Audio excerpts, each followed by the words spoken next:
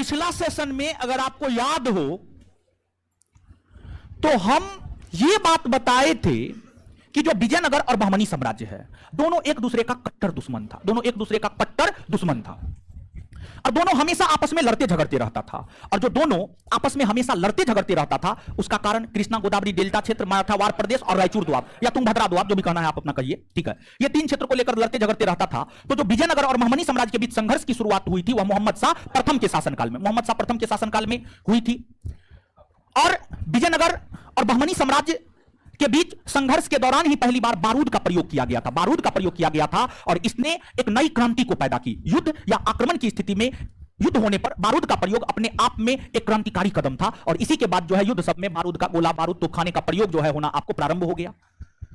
मोहम्मद शाह प्रथम की अगर हम बात करें तो युद्ध में ही इनका जीवन व्यतीत हो गया, बहुत ज्यादा कुछ आपको मोहम्मद शाह प्रथम नहीं कर पाए। मोहम्मद शाह प्रथम के निधन होने के बाद 1375 से लेकर 1397 ईस्वी तक टोटल 22 वर्ष हुआ। 1375 से 1397 तक कुल 5 शासक हुए। उन 5 शासकों का बहुत ज्यादा ऐतिहासिक महत्व नहीं है, लेकिन 1397 ईस्वी में एक शासक बने थे, उनका नाम था ताजुद्दीन फिरोज शाह। ताजुद्दीन फिरोज शाह,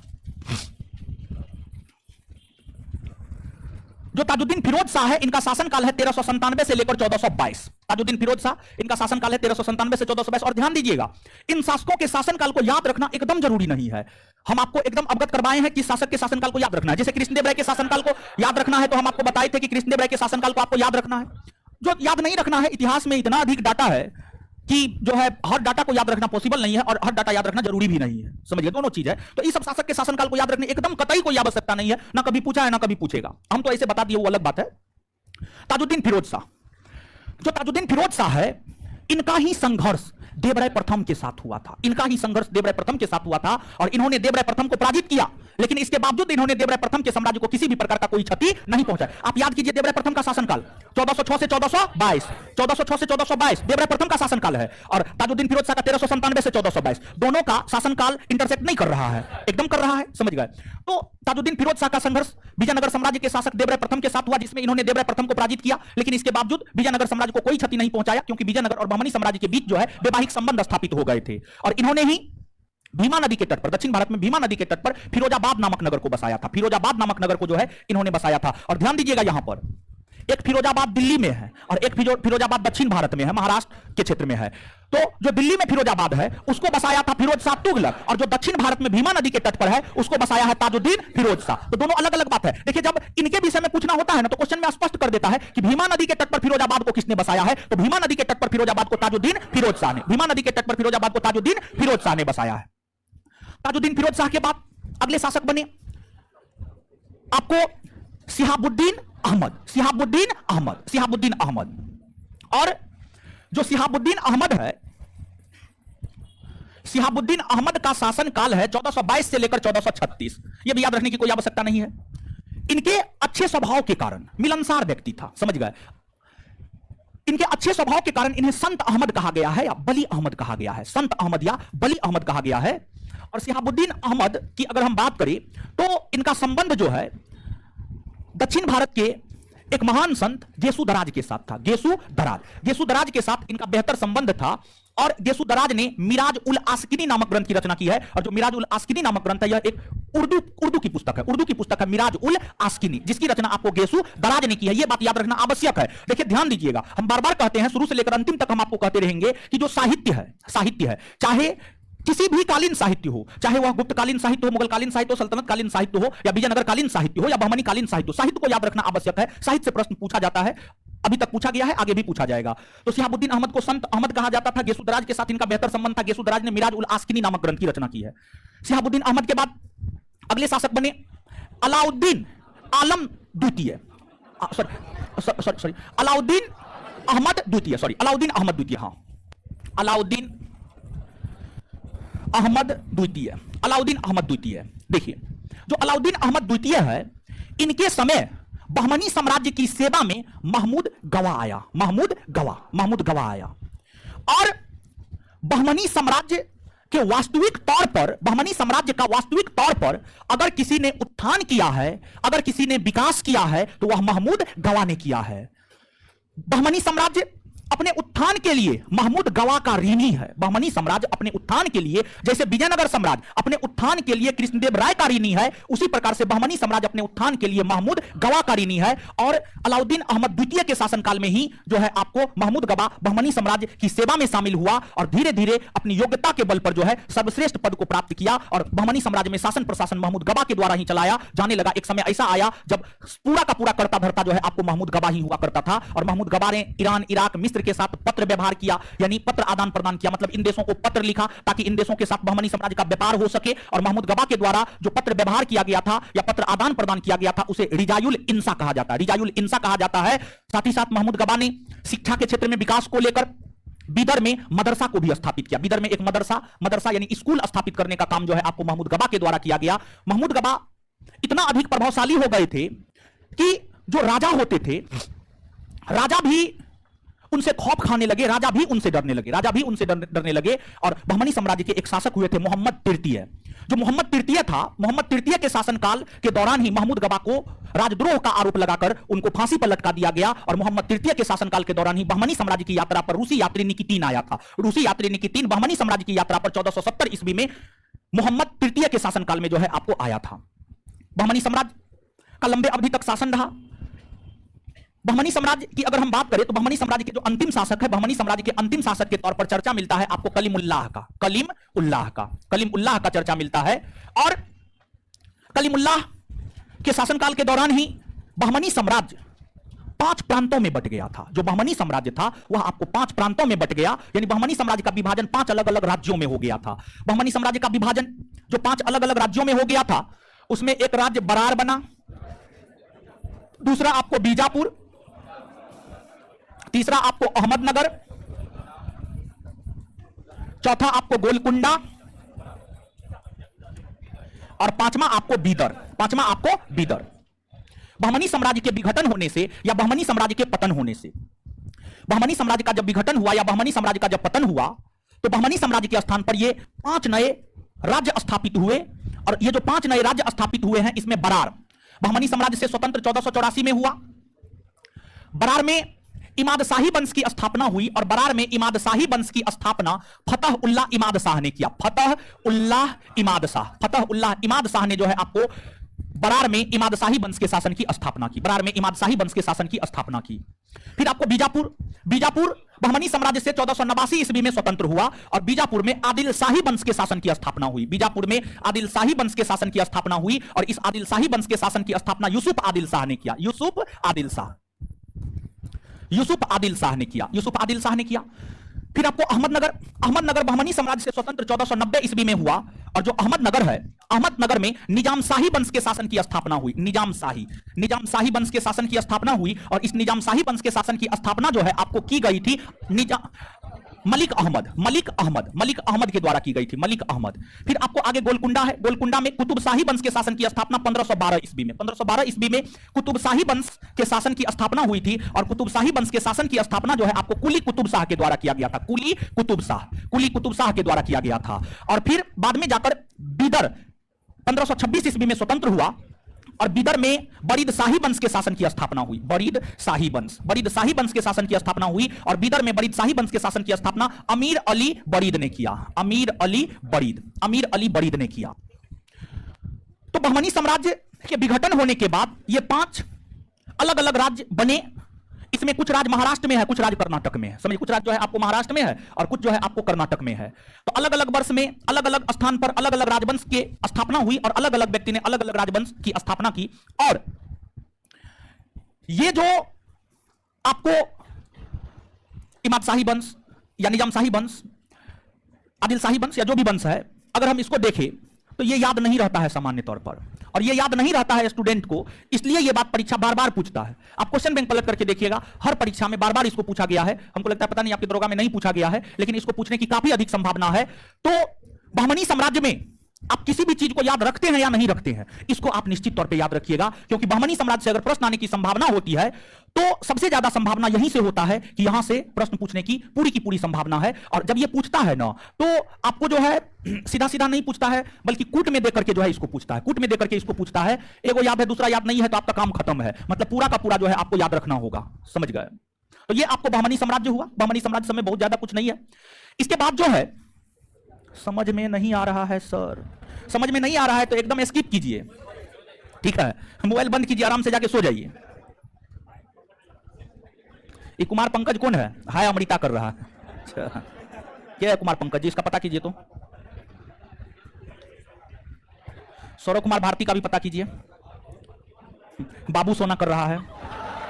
मनीषा कुमारी का भी पता कीजिए। सबके है, सबका नंबर निकालिए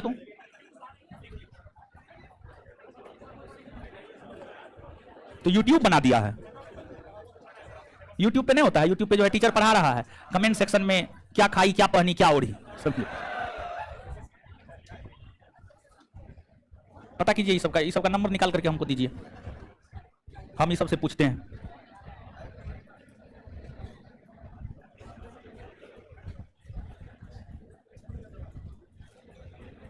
चलिए अब देखिए, अब आपको करना क्या है? करना कुछ नहीं है, बहमनी साम्राज्य को एक बार रीडिंग मारिए, फिर देखिए हम याद करवाते हैं। आप जल्दी रीडिंग मारिए 2 मिनट में, जो भी टाइम रीडिंग मारिए, फिर हम आपको याद करवाते हैं।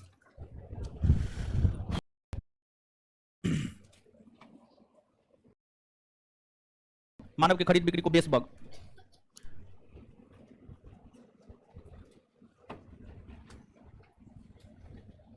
जो बताए हैं वो सही है, ठीक है, आप अपना दिमाग नहीं लगाइए।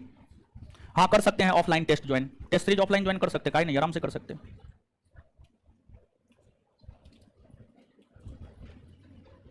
हम अपने नोट से पढ़ने बोले हैं, जो मेरा नोट है उसको पढ़िए ना आप। शनिवार को ही टेस्ट हो गया था, इसलिए रविवार को नहीं हुआ।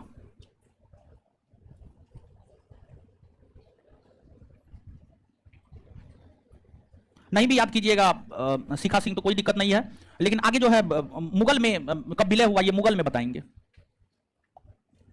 दक्कन का नीरो हुमायूं शाह को कहा जाता है, मतलब हीरो समझते हैं ना, हीरो का ठीक विपरीत नीरो हुआ। जो हुमायूं शाह है, बहमनी साम्राज्य के एक शासक हुमायूं शाह हुए थे, उनके क्रूर स्वभाव के कारण उन्हें जालिम, और उनके समय में जो है ना बहमनी साम्राज्य का पतन होना शुरू हो गया था, जिस वजह से उसको दक्कन का नीरो कहा जाता था। दक्कन का नीरो कहा जाता था।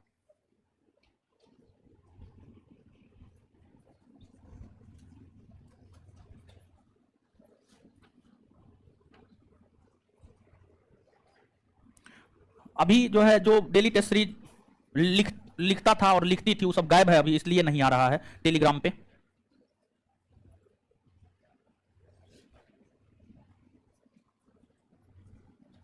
अगले संडे से होगा वो वाला टेस्ट।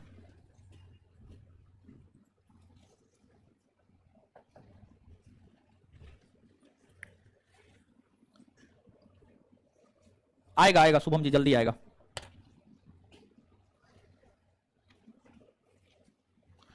चलिए पढ़ लिए।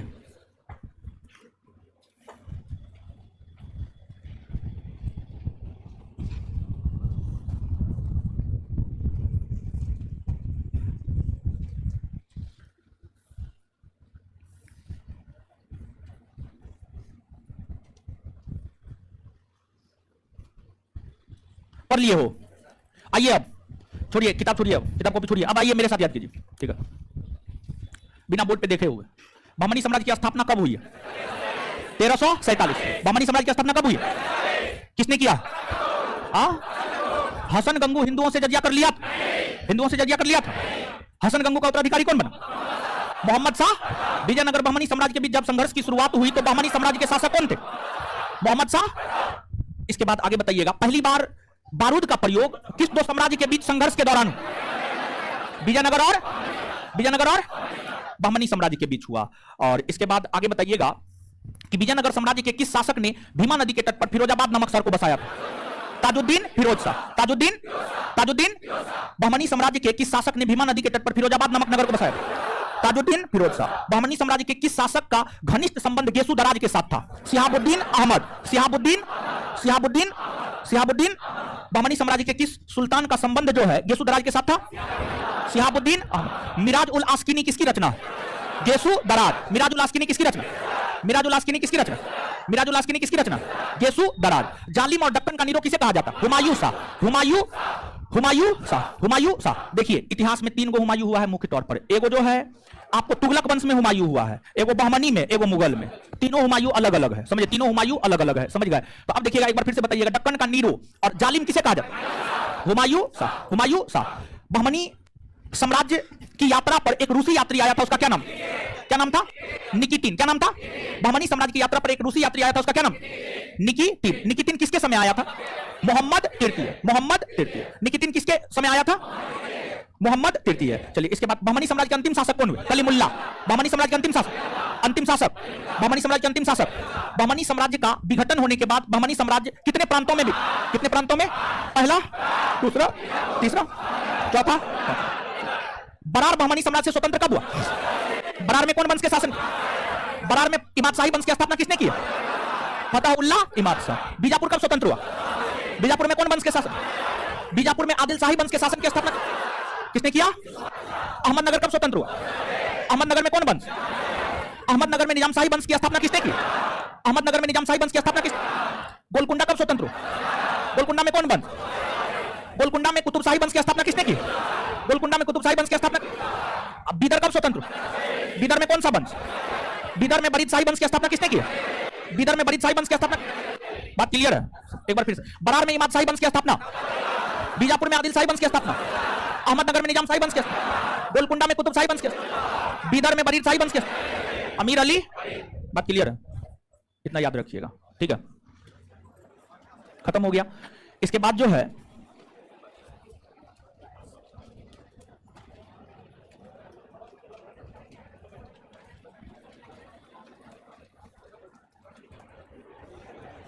चंदन कुमार, क्वेश्चन बैंक में हम क्या करवाएंगे, और क्वेश्चन बैंक भी साथ साथ बताइए, और ये बात बोल रहे हैं, अच्छा ठीक है।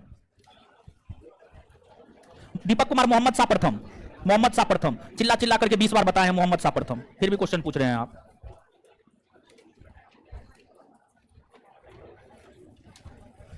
चलिए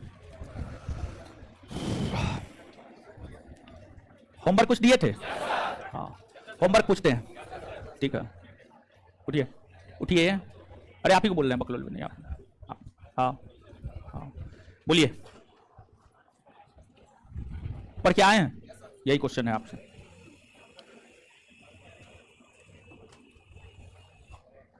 बोलिए, भारत के निम्नलिखित पर्वत प्रणालियों में सबसे पुरानी है, मार खा लीजिएगा। अरावली, हिमालय, सतपुड़ा, नीलगिरी। अरावली। दूसरा क्वेश्चन, फिर हम माइक हटा देंगे जवाब दीजिएगा तो, ठीक है। दक्षिण भारत की सबसे ऊंची चोटी, अनाई मुदी। बैठ जाइए। नर्मदा एवं ताप्ती नदियों के मध्य स्थित है कौन पर्वत श्रेणी, नर्मदा और ताप्ती के मध्य स्थित है सतपुड़ा। बैठ जाइए। अरे टोपी खड़ा हुई उधर, आगे वाले बैठिए।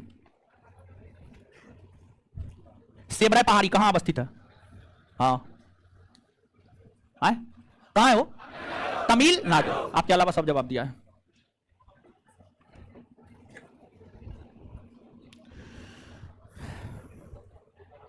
सारामती कहां है, सारामती पर्वत चोटी कहां है, ऑप्शन ना कहां है वो, नागालैंड, हाँ नागालैंड। चलिए उधर है खिड़की के पास वो लड़की खड़ा हुई, हाँ खड़ा हुई। प्रथम भारतीय नारी जो एवरेस्ट शिखर पर चढ़ने में सफल हुई थी, बछेंद्री पाल। बैठ जाइए।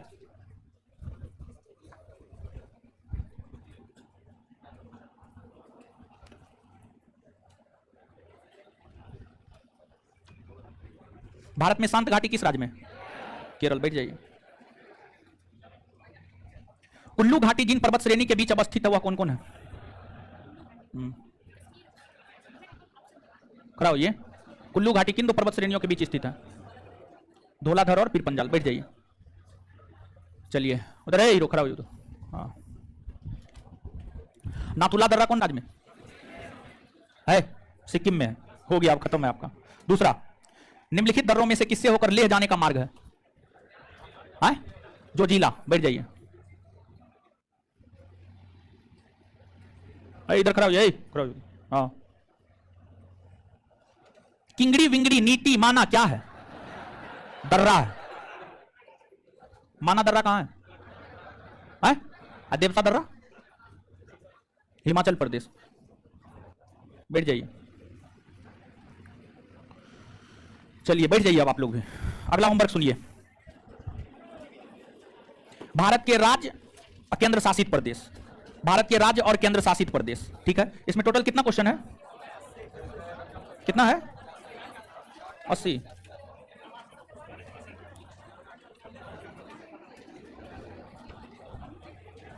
टोटल कितना क्वेश्चन है? जो भी है देख लीजिएगा, ये आपका होमवर्क है, ठीक है। चलिए इससे आगे अगले क्लास में जो भी है होमवर्क घटना चक्र से देते हैं। कहां से देते हैं? घटना। धन्यवाद सभी लोगों का। इससे आगे अगले क्लास में मिलते हैं। हमको निकलने दीजिए, तब निकलिएगा हीरो सब, रुक जाइए।